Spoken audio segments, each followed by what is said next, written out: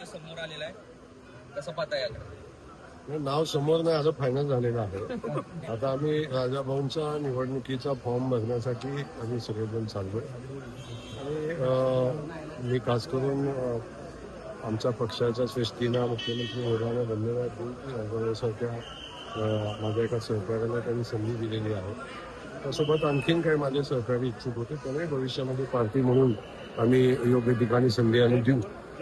आणि या ठिकाणी सगळ्यांना सोबत घेऊन महायुतीचे उमेदवार म्हणून आदरणीय राजाभाऊंचं निवड झालेली आहे. आणि महायुती म्हणून आम्ही निवडणूक खूप मोठ्या फरकानं आम्ही जिंकू. महाविकास आघाडीनं देखील उमेदवार घेऊन आपण महाविकास आघाडी नाही, आता निवडणुकीमध्ये फॉर्म कोण कोण भरतंय थोडं पाहायला लागेल. आणि निवडणुकीत फॉर्म भरल्यानंतर त्या संदर्भातली चर्चा होईल. माझी भावना तर हीच राहील की निवडणूक बिनविरोध व्हावी. यासाठी मी ज्या ज्या लोकांशी बोलणं आवश्यक आहे त्या सगळ्या लोकांशी मी चर्चा करेन आणि त्यांना विनंती करेन. शेवटी लोकशाहीने त्यांना अधिकार दिलेला आहे, ते निवडणूक लढवण्याचा, ते लढवू शकतात.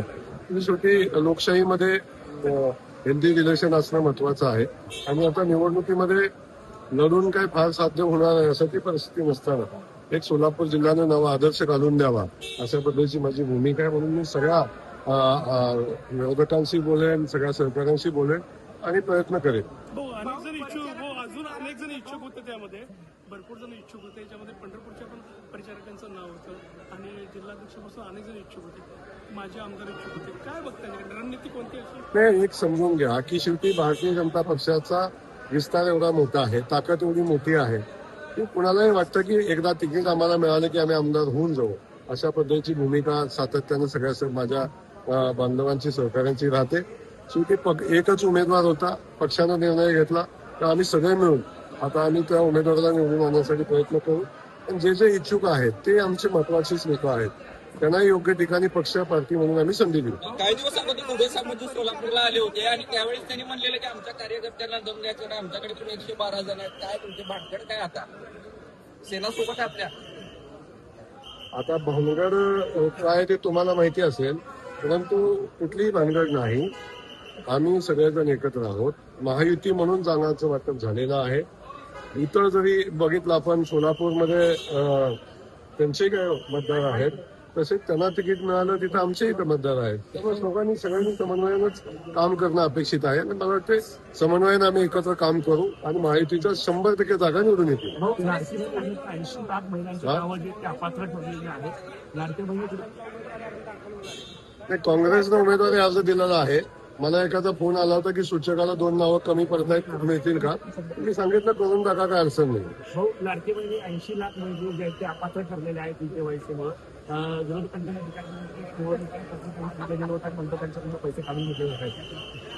असं कुठल्याही लाडक्या बहिणीवर अन्याय होणार नाही. जी आमची बहीण पात्र आहे अशा कुठल्याही बहिणीला आम्ही लाभापासून वंचित ठेवणार नाही.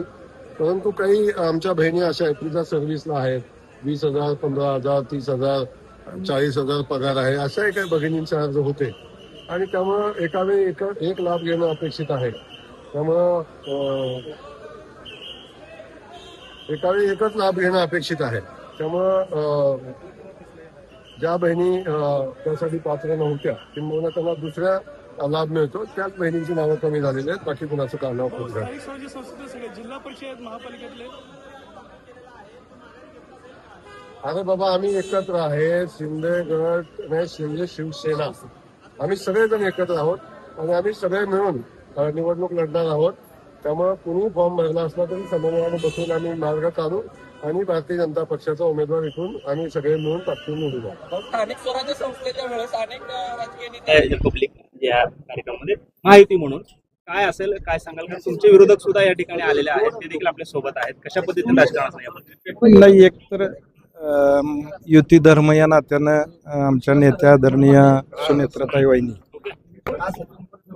यांनी महायुतीचा धर्म पाळून या ठिकाणी आपण जे महायुतीचं काम आहे ते करायचा निर्णय घेतलेला आहे. आणि त्यामुळं एकंदरीत महायुतीच्या सगळ्या संख्या बघितली मतदारांची, तर कुठल्याही प्रकारची अडचण या ठिकाणी वाटत नाही. अतिशय चांगल्या पद्धतीनं राजाभाऊ राऊत हे या निवडणुकीमध्ये निवडून आलेले आपल्याला पाहायला मिळाले.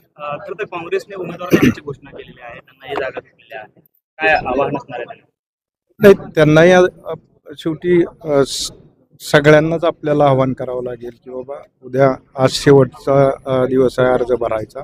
विड्रॉल पर्यंत आपल्याला तो वेळ आहे. सगळेच आम्ही त्यामध्ये प्रयत्न करू की जेणेकरून ह्याच्यामध्ये वेळ वाचेल आणि निवडणूक बिनविरोध होईल ह्यासाठी सगळे मिळून प्रयत्न करू. तुमचे जे विरोधक आहेत तालुक्यातले ते सुद्धा या ठिकाणी अर्ज भरण्यासाठी उपस्थित आहेत.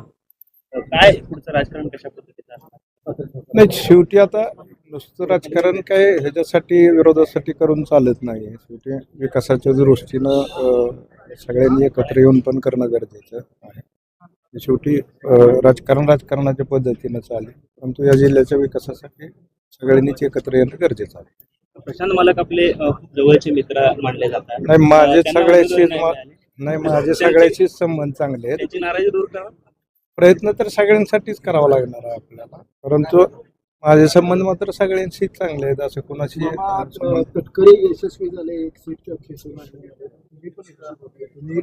कोणी सांगितलं मी इच्छुक होतो म्हणून तुम्हाला? मी म्हणजे कुठं तुम्हाला ऐकायला मिळालं मी इच्छुक होतो म्हणून?